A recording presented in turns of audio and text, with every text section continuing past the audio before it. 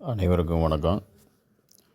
இந்த வீடியோ பதிவில் நீங்கள் பார்த்துக்கிட்டு இருக்கிறது தேவகோட்டை மாட்டுச்சந்தை. நம்ம பெரும்பாலும் குட்டை மாட்டு இனங்கள் பற்றிய பதிவுகள், வளர்ப்பு முறை பார்க்குறதுனால நம்ம குட்டை மாடு அதிகம் இருக்கிற ஏரியா அப்படின்னா செட்டிநாடு தான். தேவகோட்டை, காரைக்குடி பகுதிகள். இப்போ சந்தையில் பார்த்திங்கன்னா வளர்ப்புக்கு ஏற்றது அப்படின்றது கொஞ்சம் சொற்பமாக தான் இருக்குது. வியாபாரிகள்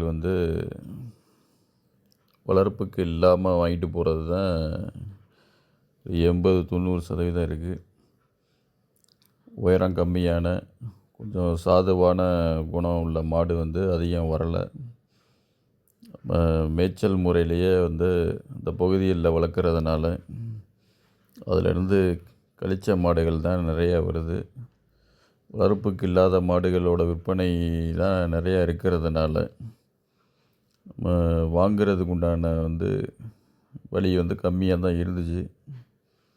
இருந்தாலும் நம்ம நிலவரம் எப்படி இருக்குது என்னென்னு பார்ப்போம் அப்படின்றக்காண்டி போயிருந்தோம். பொதுவாக அந்த குட்டை மாடுகளை நம்ம நல்ல வியாபாரிகிட்டேருந்து வாங்கிறது நல்லது. ஒரு நல்ல காலை ஒன்று நினச்சி வளர்ப்புக்கு தான் கொடுக்கணுன்ற மாதிரி பாட்டியிருந்தாங்க. இது ஒரு காலை வளர்ப்புக்கு இருந்துச்சு. கொஞ்சம் குட்டை ரக காலை.